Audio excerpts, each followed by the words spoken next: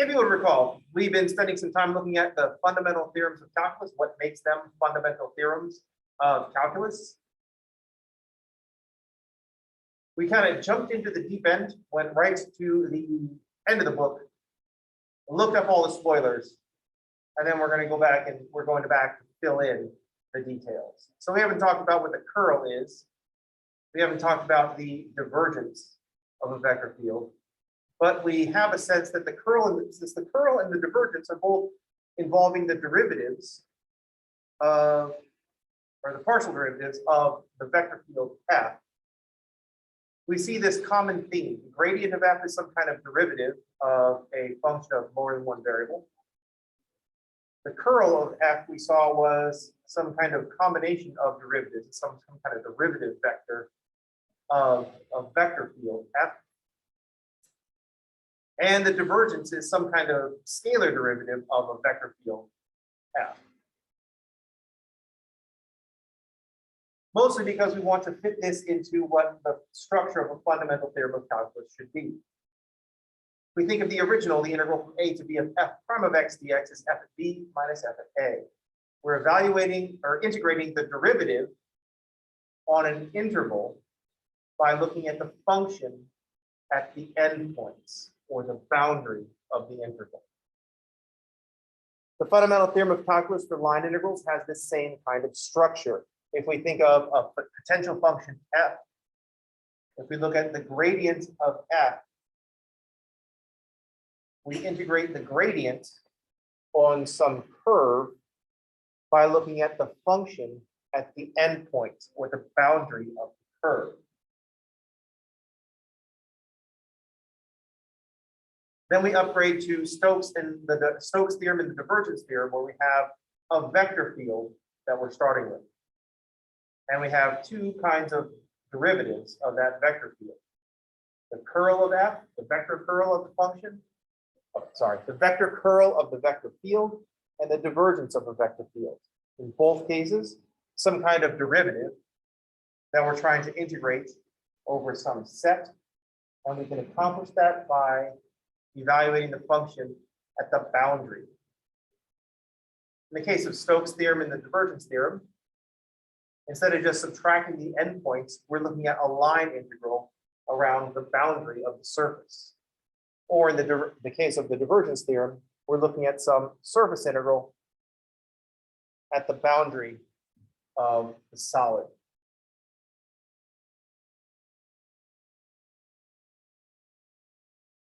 We've also in the past talked about what the dot product represents. When we calculate the dot product of a couple of vectors, we're getting the components of one vector in the direction of the other vector. So we're seeing how much one vector lines up with another vector. If the dot product is equal to 0, we know that vectors are perpendicular. Those vectors do not line up at all. They're at cross purposes. But if the vectors, so a dot product of 0 means vectors are perpendicular.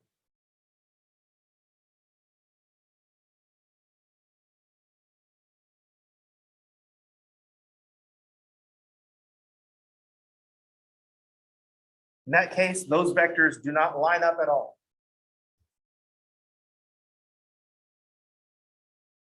But if we have an angle less than 90 degrees, there's some part of u going in the direction of u. There's some part of u that lines up with v. So if u and v, if we have an angle less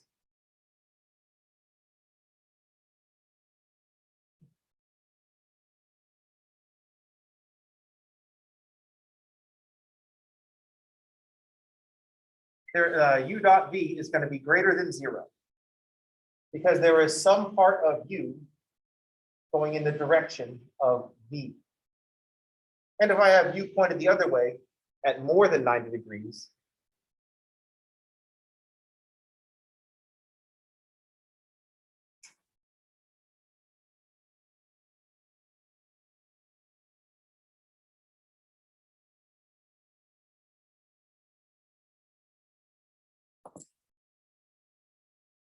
we end up with, we expect a negative value for u dot v because u is working against v.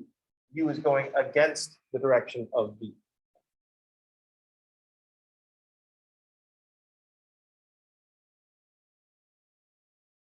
So we thought about the dot product as telling us how much one vector is going in the direction of another vector.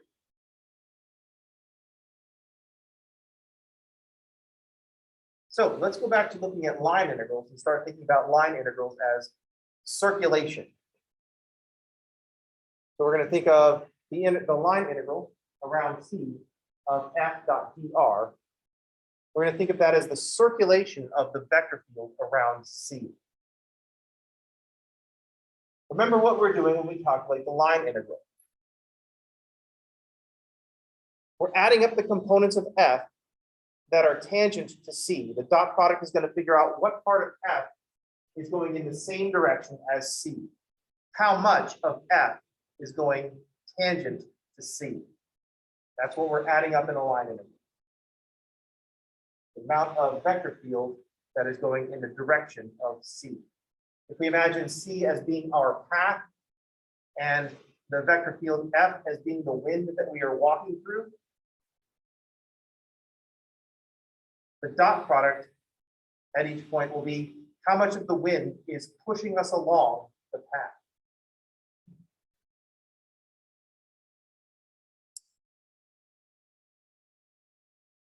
If the wind is perpendicular to our path, then that wind is not helping us at all.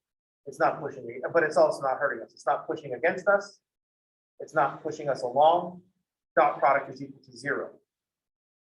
But if we start turning into the wind, then we're going to have the vector field pushing against our path, our direction.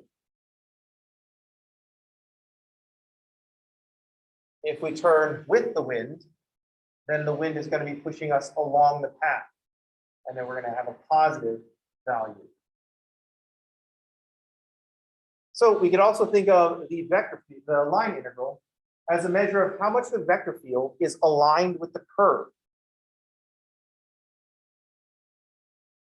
And that's the expansion of our dot product is 0, dot product is positive, dot product is negative.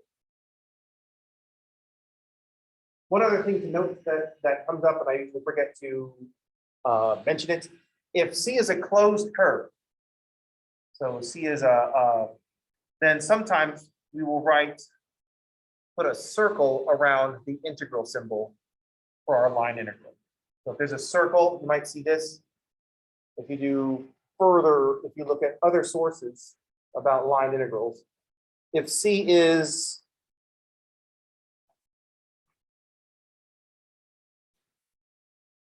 a closed path, then we write a circle around the integral. That's just indicating that C is a closed path.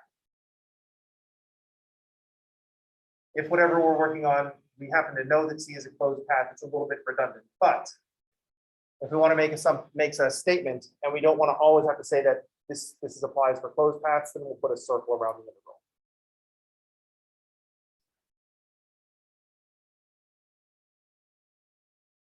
So if C is a closed curve, then the line integral will indicate how much of the vector field tends to circulate around the curve.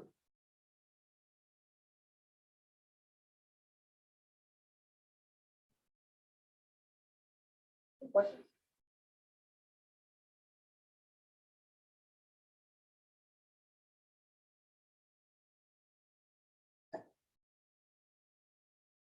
How's everybody okay?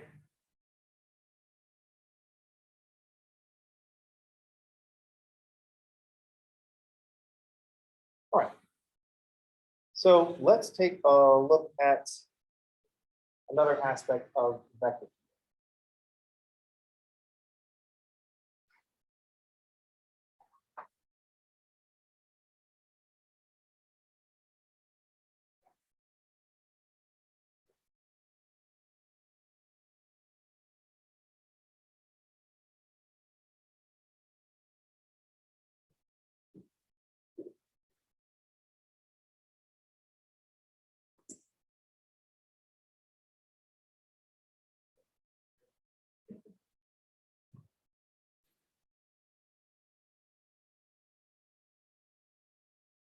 Let's think about the flow of a vector field.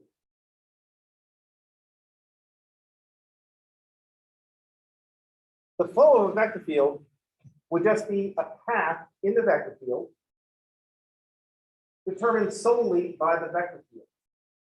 If we imagine the vector field to be the wind, like we were using before, the flow of a vector field would be a path a particle takes just by following the wind. Not trying to do anything on its own, just following the wind. So it's the path dictated by the vector field. So the flow of a vector field is just going to be a path dictated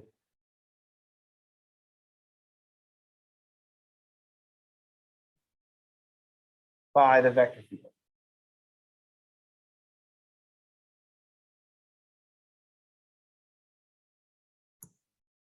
Flow of a vector field is just going to be a path dictated by the vector field. To use our wind example, the flow of a vector field will be the path a leaf takes just floating through the wind. So the flow of a vector field is a leaf on the wind.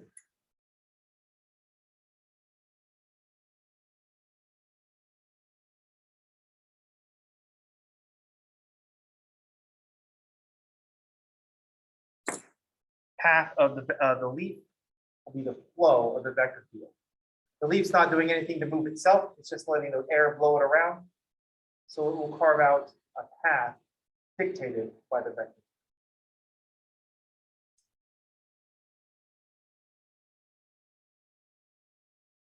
So for example,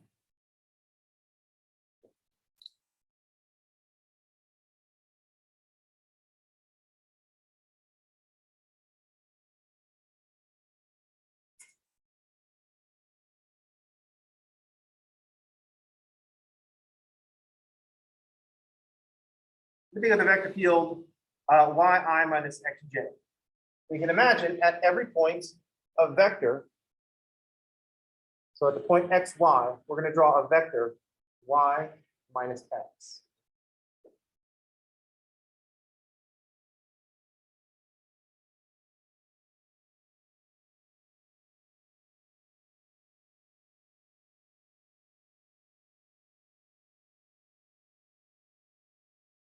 So say at the point 0, 2,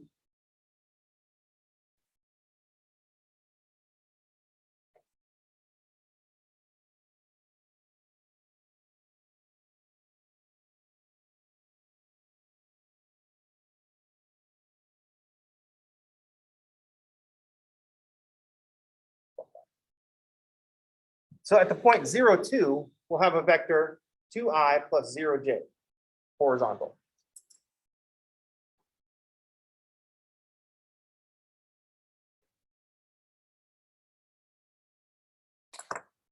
At the point 0, 1, our vector field would be 1i minus 0j. So a little bit less.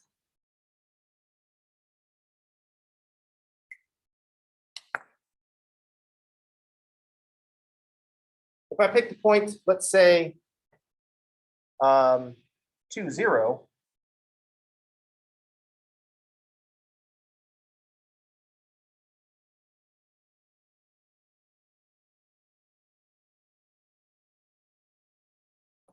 we'll have 0i minus 2j.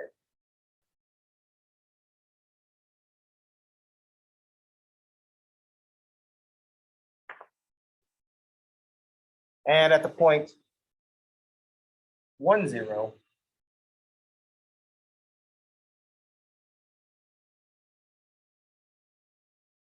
of 0i minus 1j.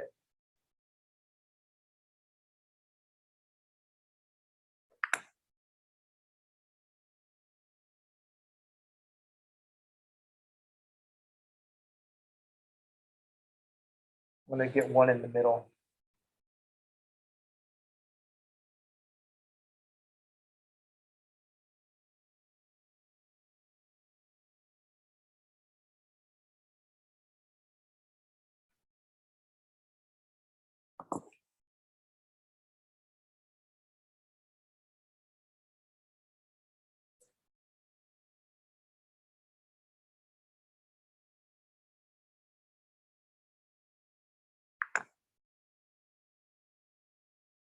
So if we start thinking in terms of the flow of this vector field, we just need to pick a point to start and see what the vector field is telling us to do. If I start at the point 0, 2, the vector field is going to push our leaf to the right in the direction 2, 0. Notice that if I start my leaf 1 unit lower, it's also going to go directly to the right. Yeah, the right, but it'll be moving slower. The magnitude at 0, 2 is 2. The magnitude at 0, 1 is 1. But as soon as the leaf moves off of the y-axis, now x is going to be positive, and that's going to start pulling the leaf in a downward direction. So we could think of a path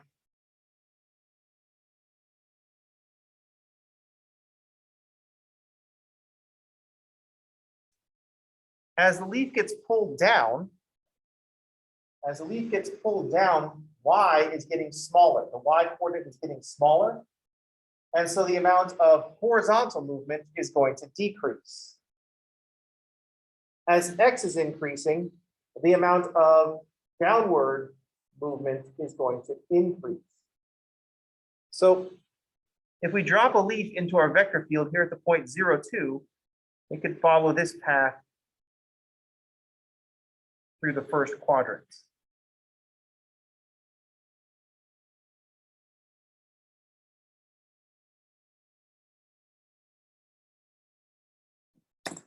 So that would be a flow line through the point 0, 2.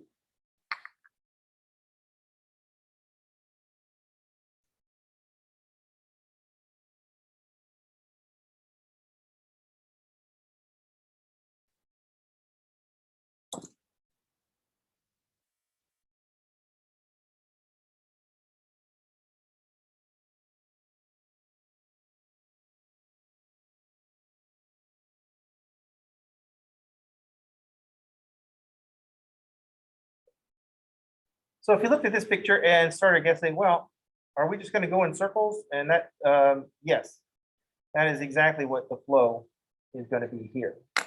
We're just going to be flowing around in circles. Depending on how far we are from the origin, the farther we are from the origin, the faster we'll be moving. Because x and y will have larger values. The flow through 0, 2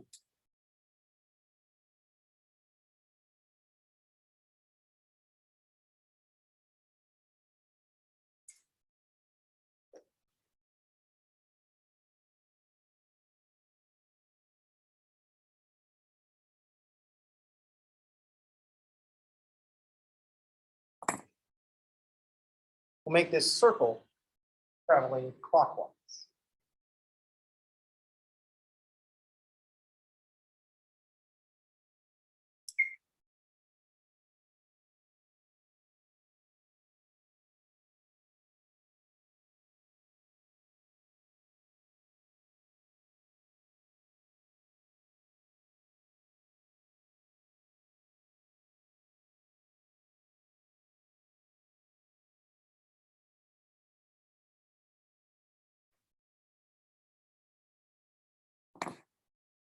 That's the flow of that vector field. The leaf just hanging out on the wind and letting the wind take it where it goes.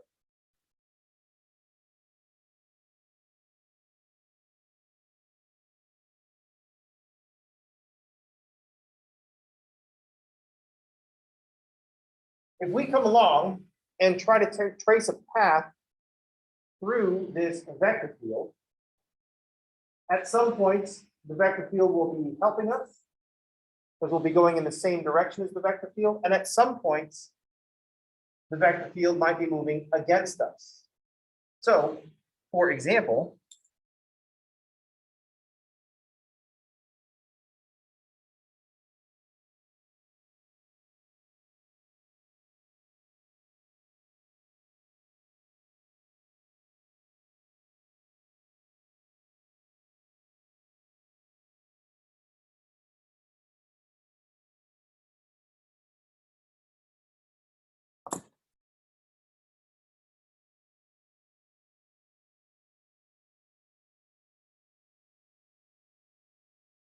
If we have the ellipse, say x squared over 4 plus y squared over 9 equals 1. And let's say it's parameterized by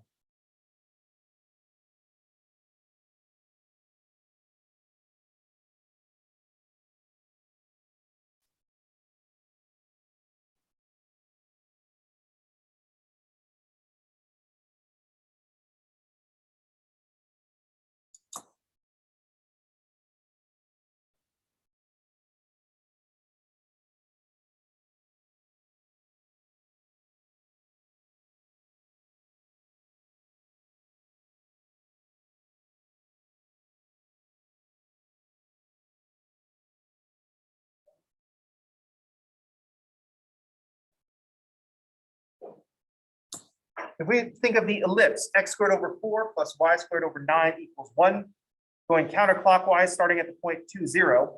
So here we have a parameterization.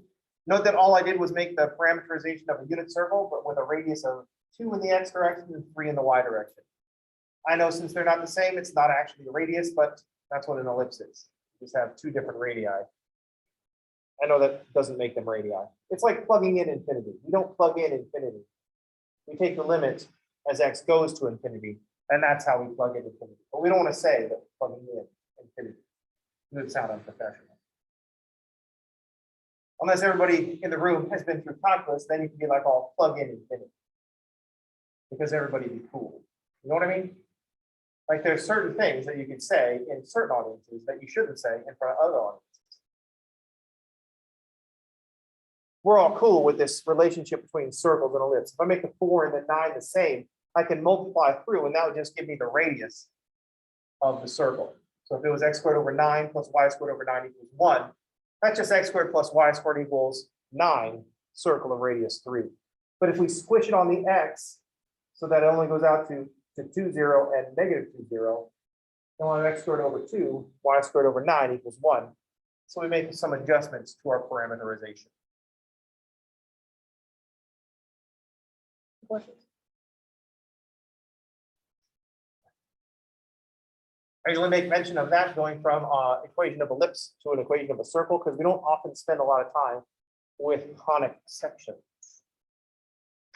So if we notice that the flow of the vector field yi minus xj is going clockwise around the origin, my curve is moving counterclockwise around the origin. So we should expect a line integral that's going to be negative because the vector field is pushing against the curve. The curve is trying to push against the vector field. So we should expect a negative value for the line integral.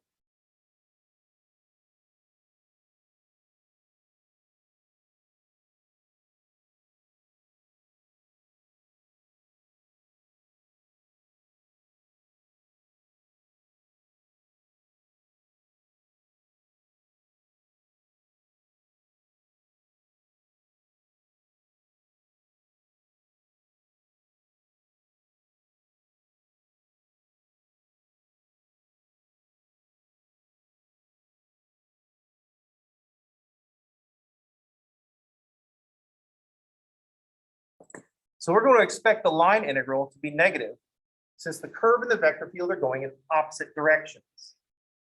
And the line integral should be a measure of, the line integral is going to be how much of the vector field tends to circulate around the curve. The curve and the vector field are fighting against each other. We'll get a negative value. Any questions?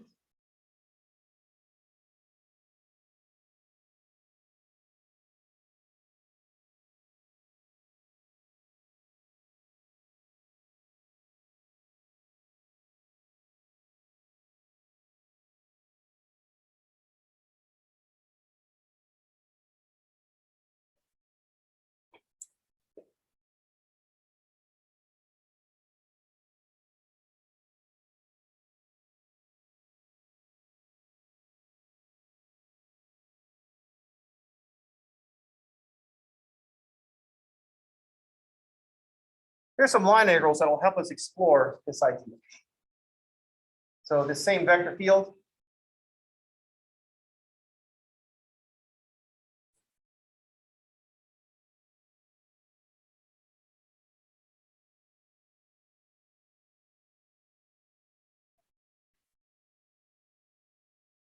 And we're going to calculate various curves.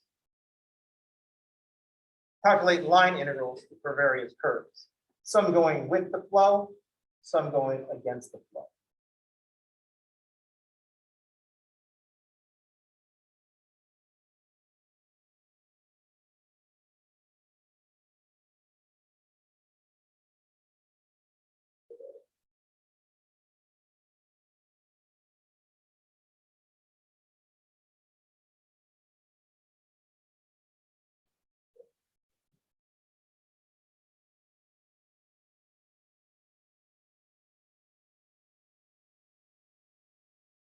So here are some various circles that we're going to calculate.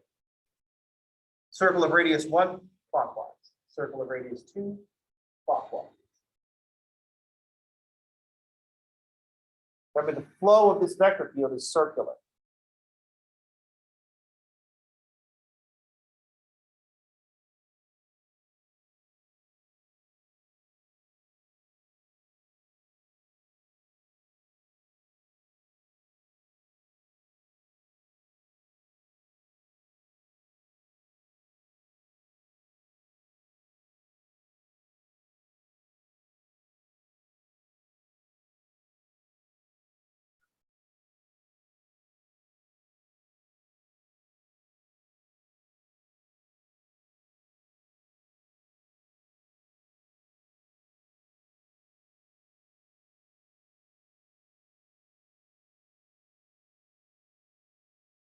And then two more. One is the ellipse as we had in the previous, clockwise, and then counterclockwise around that same ellipse.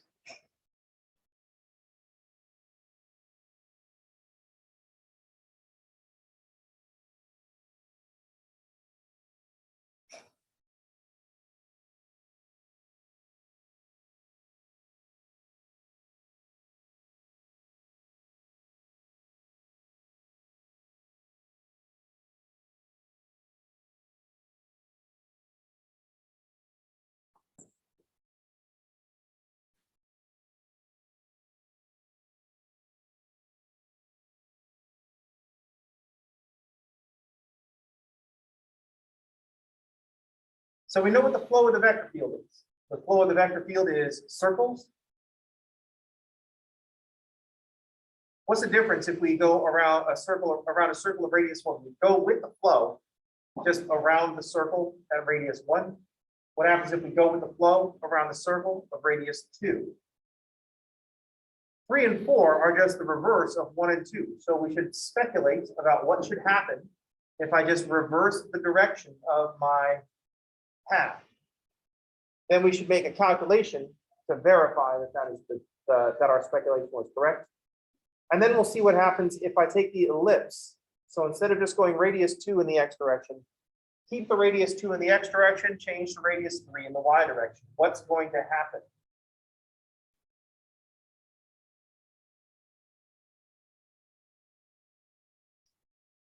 Based on what we know about line integrals and what they're trying to represent, and dot products and what they are trying to represent, we should only have to do half of these problems. Because notice that 3 are going clockwise, the other 3 are going counterclockwise. We should guess what's going to happen if I change the direction, then calculate to make sure that that is the case. Any questions? Comments?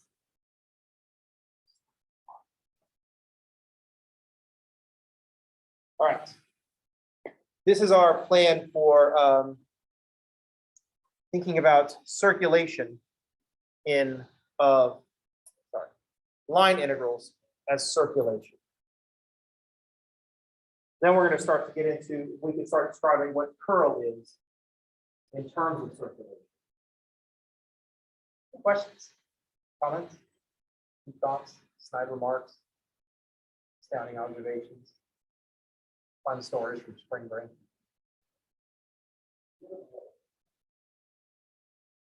All right, so that's going to do it for today. I will see you all on tomorrow. Have a good day, and thanks for playing.